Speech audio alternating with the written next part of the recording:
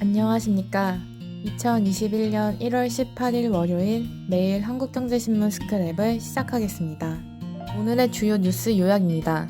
첫 번째 기사는 정부가 17일 종료된 사회적 거리두기 단계를 2주 더 연장하기로 결정하며 일부 시설 등에 대한 방역 완화 조치를 16일 발표했다는 소식입니다. 다만 전국 5인 이상 모임 금지와 식당, 카페 등 오후 9시 이후 매장 영업 제한 조치는 유지하기로 했습니다. 두 번째 기사는 올해 세계 파운드리 업계 전체 매출액은 896억 8,800만 달러로 전년 대비 5.9% 늘어날 것으로 예상되는 가운데 차량용 반도체에 이어 스마트폰용 모바일 어플리케이션 프로세서까지 산업계 전반의 칩 부족 사태가 확산하면서 파운드리 공장 증설 목소리도 함께 커지고 있다는 소식입니다. 대만과 격차를 조금이라도 줄이면서 상업 생태계를 강화하자는 얘기입니다. 그러나 아직까지 국내 파운드리 기업은 투자의 속도를 제대로 내지 못하고 있습니다. 세 번째 기사는 온라인 동영상 서비스 글로벌 1위 사업자인 넷플릭스와 SK 브로드밴드 간의 소송전이 격화되고 있다는 소식입니다. 이번 소송 향방은 넷플릭스와 같은 컨텐츠 제공 사업자 CP와 인터넷 서비스 제공자 ISP 통신사 중 누가 통신망 사용료를 더 부담해야 할지 결정하는 이정표 역할을 할 것이란 전망이 나오고 있습니다. 네 번째 기사는 금융당국이 B2 수요를 막기 위해 은행의 한도 대출 상품인 마이너스 통장 대출 관리에 나서기로 했다는 소식입니다. 새해 들어 은행마다 마이너스 통장 신규 개설과 기존 사용액이 동시에 급증하고 있기 때문입니다. 당국은 증시로 흘러가는 개인 자금을 차단하겠다는 방침이지만 개인 신용으로 받는 대출 문턱까지 계속 높아지면서 소비자 불만이 잇따르고 있습니다. 그럼 이제 첫 번째 기사부터 자세히 살펴보겠습니다. 18일부터 카페 매장 내 취식이 전국적으로 가능해집니다. 또 그간 수도권 거리두기 2.5단계 조치에 따라 집합 금지 대상이었던 헬스장, 학원, 노래방 등의 영업이 재개됩니다. 교회 등 종교시설 대면 예배도 인원 제한 아래 허용됩니다. 다만 코로나19 집단 감염이 교회 등 종교시설에서 상당수 비롯되고 있는 것과 상반된 방역 완화 조치여서 논란이 예상됩니다. 정부는 17일 종료된 사회적 거리두기 단계를 2주 더 연장하기로 결정하며 일부 시설 등에 대한 방역 완화 조치를 16일 발표했습니다. 다만 전국 5인 이상 모임 금지와 식당, 카페 등 오후 9시 이후 매장 영업 제한 조치는 유지하기로 했습니다. 권덕철 중앙재난안전대책본부 1차장은 다중이용시설에 대해서는 집단 감염이 감소하고 있고 생계의 어려움이 가중되고 있는 점을 고려했다며 이같이 말했습니다. 새 방역 조치에 따르면 전국 카페에서 식당과 동일한 방역 수칙 준수를 전제로 오후 9시까지 매장 내 취식이 허용됩니다. 그동안은 포장 배달만 허용되었습니다. 시설 허가 신고 면적이 50제곱미터 이상인 식당과 카페에서는 테이블 또는 좌석 한 칸을 띄워 매장 좌석의 50%만 활용하고 이를 준수하기 어려울 경우 테이블 간 1m 거리두기 또는 칸막이 설치를 반드시 해야 합니다. 음식을 섭취하지 않을 때는 마스크 착용이 의무화되며 이를 위반하면 10만 원 이하의 과태료가 부과됩니다. 2인 이상 이용자가 식당, 카페에서 커피, 음료, 간단한 디저트류만 주문했을 때는 매장에 머무르는 시간을 1시간 이내로 제한할 것을 공고했습니다. 유흥시설 5종과 홀덤펍은 전국적으로 집합 금지가 유지됩니다. 한편 수도권에서는 집합 금지를 실시 중인 일부 다중이용 시설의 집합 금지가 해제됩니다. 헬스장 등을 중심으로 집합금지 조치에 대한 형평성 논란이 크게 불거졌던 점을 반영한 결과로 보입니다. 또 그동안 스키장에서는 스키장 내 위치한 부대시설 이용이 금지되었으나 이제는 식당, 카페 방역수칙이 동일하게 적용됩니다. 오후 1시 이후 운영은 동일하게 금지되고 수용 가능 인원의 3분의 1로 인원이 제한됩니다. 종교시설에 대한 방역조치도 완화됩니다. 정규 예배, 법회, 미사 등 위험도가 낮은 종교활동은 마스크 착용, 거리두기 등 방역수칙 준수 하에 수도권 10%, 비수도권 20%까지 대면 진행을 허용합니다. 반면 부흥회, 성경 공부 모임, 구역 예배, 신방 등 모든 모임 식사는 금지합니다. 윤태호 중앙사고수습본부 방역총괄방장은 전날 정례 브리핑에서 지난해 11월 이후 전체 집단 감염 중 15%가 교회 등 종교시설에서 발생했다며 방역 지침을 보다 합리적으로 조정하되 향후 지침 위반 등 위법 행위에 대해서는 엄정 대처하는 방안으로 계획하고 있다고 밝힌 바 있습니다. 다음 소식입니다. 대만 64%대 한국 18%. 반도체 시장 조사기관 트렌드포스가 지난달 전망한 올해 반도체 파운드리 업계의 국가별 점유율입니다. 대만과 한국이 1, 2등이지만 격차가 압도적입니다. 점유율 17%인 삼성전자가 세계 최대 파운드리 기업인 대만 TSMC와 초미세 공정기술에서 대등한 경쟁을 펼치고 있지만 설비 규모는 TSMC가 훨씬 큽니다. 여기에 대만은 UMC, 파워칩 테크놀로지, 뱅가드 국제 반도체 그룹 등 다른 파운드리 기업이 생태계 저변을 이룬 반면 한국은 삼성전자를 빼면 DB 하이텍 정도만 버티고 있습니다. 올해 세계 파운드리 업계 전체 매출액은 896억 8,800만 달러로 전년 대비 5.9% 늘어날 것으로 예상되고 있습니다. 이런 가운데 차량용 반도체에 이어 삼성전자 엑시노스 2100, 1080 같은 스마트폰용 모바일 애플리케이션 프로세서까지 산업계 전반의 칩 부족 사태가 확산하면서 파운드리 공장 증설 목소리도 커지고 있습니다. 국내 반도체 업계에서는 골든타임이 얼마 남지 않았다며 올해 과감한 조 단위의 파운드리 투자가 시급하다고 입을 모읍니다. 대만과 격차를 조금이라도 줄이면서 산업 생태계를 강화하자는 얘기입니다. 아직까지 국내 파운드리 기업은 투자의 속도를 제대로 내지 못하고 있습니다. 우선 삼성전자는 파운드리 투자를 이끄는 이재용 부회장의 사법 리스크가 발목을 잡고 있습니다. 이 부회장은 2030년까지 파운드리를 포함해 시스템 반도체에 약 133조 원을 투자해 시스템 반도체 1위에 오른다는 청사진을 내놨습니다. 그러나 삼성전자는 공식 투자 계획을 내놓지 못하고 있습니다. 재계 관계자는 이 부회장은 당장 18일 국정농단 사건 파기환송심 선고를 앞두고 있습니다. 실형을 선고받으면 오스틴을 비롯해 그간 검토 중이던 대형 투자가 줄줄이 멈출 수밖에 없다며 삼성전자가 급속히 커지는 시장을 보면서도 투자 결정을 못 내리는 이유라고 말했습니다. 세계 10위 파운드리 기업인 DB 하이텍은 충북 음성공장 증설을 다각도로 검토하고 있습니다. 구형인 8인치 웨이퍼로 TV용 구동칩을 만드는 DB 하이텍은 음성공장에 8인치 설비를 추가하거나 신형인 12인치 반도체 라인을 신설하는 방안을 모두 고민하고 있습니다. 첨단 반도체 장비 기업 대부분이 8인치용 장비를 만들지 않는 데다 미래 성장성을 고려하면 12인치 라인 신설이 낫다는 의견이 많습니다. 그러나 문제는 돈입니다. DB 하이텍은 8인치 설비 증설에는 약 7천억 원, 12인치 신설에는 1조 2천억 원에서 1조 4천억 원이 들어간다고 추산하고 있습니다. 지난해 매출이 약 1조 원을 거둔 것으로 파악되는 DB 하이텍은 투자를 위해 자본 유치가 절실합니다. DB그룹은 파운드리 업황의 변동성을 고려해 증설에 신중한 태도입니다. 반도체 업계 관계자는 DB 하이텍의 증설 투자는 DB뿐 아니라 정부에서도 파격적인 지원을 해줄 필요가 있다고 말했습니다. 이 밖에도 SK 하이닉스도 지난해 12월부터 자회사인 SK 하이닉스 시스템 IC가 중국 우시 공장에서 파운드리 생산에 돌입하면서 파운드리 사업을 육성하고 있습니다. 다만 SK 하이닉스의 파운드리 사업은 아직 대대적인 투자를 단행하기엔 이르다는 분석이 많습니다.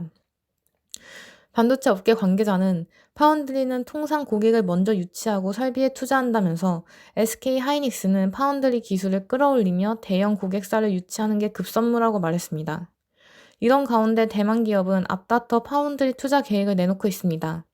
파운드리 시장 54%를 장악한 TSMC는 올해 250억 원에서 280억 달러, 즉 최대 30조 원을 설비 투자에 쏟는다고 선언했습니다. 전년 대비 62% 증액한 수치입니다. TSMC는 지난해 5월 120억 달러를 투자해 미국 애리조나에 5나노미터 이하의 초미세 공정 반도체를 생산하는 신공장을 짓는다고 발표했습니다. 대만의 중위권 파운드리 기업도 투자 속도를 높이고 있습니다. UMC는 올해 12인치 설비 증설에 1조 1천억 원을 투자하고 8인치 공장을 추가로 인수할 계획이 있다고 밝혔습니다. 파워칩은 올해 하반기에 대만 룽러 산업단지에 12인치 라인 2곳을 착공한다고 발표했습니다. 투자 규모는 약 10조 4천억 원입니다. 다음 소식입니다. 지난 15일 넷플릭스가 SK 브로드밴드를 상대로 제기한 채무부 존재 확인 소송 2차 변론이 열린 서울중앙지방법원에선 컨텐츠 제공 사업자 넷플릭스가 인터넷 서비스 제공자 통신사의 통신망에 대해 얼마나 부담을 져야 할지를 둘러싸고 치열한 공방이 펼쳐졌습니다. 쟁점은 크게 두 가지입니다. 먼저 넷플릭스가 SK 브로드밴드에 망 사용료를 내야 할 의무가 있는지입니다. 넷플릭스는 인터넷 시장에서 접속료, 즉 액세스피와 전송료, 딜리버리비를 구분했습니다. 넷플릭스가 직접 접속한 인터넷 서비스 제공자에 대해서만 접속료를 지급하고 접속 이후 컨텐츠를 이용자에게 전송하는 것은 통신사 책임이므로 별도 비용, 즉 전송료를 지불할 필요가 없다는 주장입니다. 이런 주장을 펴는 배경은 넷플릭스가 2012년부터 자체 구축한 컨텐츠 전송 네트워크인 오픈 커넥트 때문입니다. 소비자가 신선식품을 사기 위해 멀리 산책까지 가지 않고 인근 마트에서 구매하는 것처럼 넷플릭스는 자체 오픈 커넥트를 통해 동영상 컨텐츠를 이용자와 가까운 서버에 저장해뒀다가 이용자가 원할 때 전송한다는 게 넷플릭스 측 입장입니다. 한국 넷플릭스 이용자가 미국 드라마를 볼 때 대서양 건너 미국 서버 대신에 가까운 일본이나 홍콩에 있는 서버와 연결하도록 하고 있다는 설명입니다. 따라서 자체 오픈 커넥트가 일종의 인터넷 서비스 제공자 역할을 하고 있으며 SK 브로드밴드를 통해 최종 소비자까지 트래픽을 내보내는 전송료를 낼 의무가 없다는 주장을 굽히지 않고 있습니다. 반면 SK 브로드밴드 측은 넷플릭스가 SK 브로드밴드의 인터넷망에 직접 접속하고 있기 때문에 망 사용료를 내야 한다고 맞서고 있습니다. 설령 넷플릭스의 오픈 커넥트를 인터넷 서비스 제공자로 보더라도 국내에선 인터넷 서비스 제공자들 간 트래픽 발생량에 따라 서로 정산하도록 규정하고 있다고 주장했습니다. 이 경우 넷플릭스의 트래픽이 급증하고 있어 망 이용료가 발생한다고 지적하고 있습니다. 또 다른 쟁점은 망 중립성입니다. 넷플릭스는 SK 브로드밴드가 망 사용료를 요구하는 것이 트래픽에 따른 차별을 금지한 망 중립성에 위배된다고 주장하고 있습니다. 반면 SK 브로드밴드는 망 사용료 지급 의무가 망 중립성을 훼손하지 않는다고 맞받아쳤습니다. 정부도 최근 망 중립성을 기본 정책으로 채택하면서 망 사용이 공짜가 아니라는 점을 인정했기 때문입니다. 게다가 사업자에 대한 역차별 가능성도 논란이 되고 있습니다. 통신업계와 외신 등을 종합하면 넷플릭스는 2014년 2월 미국 통신사 컴캐스트와 망 사용료 지급 계약을 맺었습니다. 당시 미국 뉴욕타임스는 이를 두고 인터넷 역사에서 획기적인 사건이라고 보도했습니다. 같은 해 넷플릭스는 타임워너 케이블과 컴캐스트의 합병에 반대하는 의견서를 미국 연방통신위원회에 제출하면서 컴캐스트의 망 이용 대가를 지불하고 있다고 밝히기도 했습니다. 넷플릭스는 컴캐스트 외에도 버라이즌, AT&T, 프랑스 오렌지 등 미국과 프랑스 통신사에 망 이용 대가를 내고 있는 것으로 전해졌습니다. 그간 국내에서 어떤 인터넷 서비스 제공자에게도 망 이용 대가를 내고 있지 않다고 주장해왔지만 실제로는 그렇지 않은 것입니다. 해외에서도 망 사용료를 인정하는 추세입니다. 미국 워싱턴 DC 연방항소법원은 2016년 미국 케이블 TV 업체인 차터와 타임워너 케이블 브라이트 하우스 합병 승인 당시 부과한 온라인 동영상 서비스에 대한 망 이용 대가 부과 금지 인가 조건이 부당하다고 판결했습니다. 인터넷 서비스 제공자가 컨텐츠 공급자로부터 망 이용 대가를 받을 수 있다고 법원이 인정한 것입니다. 또 판결문에는 인터넷 시장이 컨텐츠 제공 사업자와 최종 소비자를 두고 있는 양면 시장이며 인터넷 서비스 제공자가 컨텐츠 제공 사업자로부터 망 이용 대가를 받지 못하면 인프라스트럭처를 유지하기 위해 소비자 부담이 늘어날 수 있다는 취지의 내용이 포함되었습니다. 프랑스 경쟁당국도 망 사용료를 요구하는 것은 불공정 거래로 볼 수 없다고 판단했고 파리 항소법원은 더 나아가 망 사용료를 지불하지 않으면 인터넷 서비스 제공자가 트래픽을 제한해도 적법하다고 보았습니다. 한편 통신사들은 소갈이를 하고 있습니다. KT와 LG U+는 5G 가입자를 유치하기 위해 오리지널 컨텐츠 최강자인 넷플릭스와 앞다퉈 손잡았지만 코로나19 사태로 트래픽이 폭증하는 가운데 망 사용료를 내도록 강제하지 못하고 있습니다. 실제로 넷플릭스 이용자는 급증하고 있습니다. 애플리케이션 분석업체인 YG앱에 따르면 국내 넷플릭스 월 결제 금액은 지난해 10월 514억 원으로 사상 최고치를 기록했습니다. 현재 LG U+는 넷플릭스와 망 사용료 무료 조건을 담은 계약을 맺은 것으로 알려졌습니다. KT는 계약서에 망 사용료를 받을 수 있는 근거를 넣었지만 업계에선 회의적인 반응이 지배적입니다. 국내외 컨텐츠 제공 사업자들과 형평성도 갈등의 한 축입니다. 네이버와 카카오 같은 국내 컨텐츠 제공 사업자들은 많게는 한국당 망 사용료로 수백억 원을 내고 있습니다.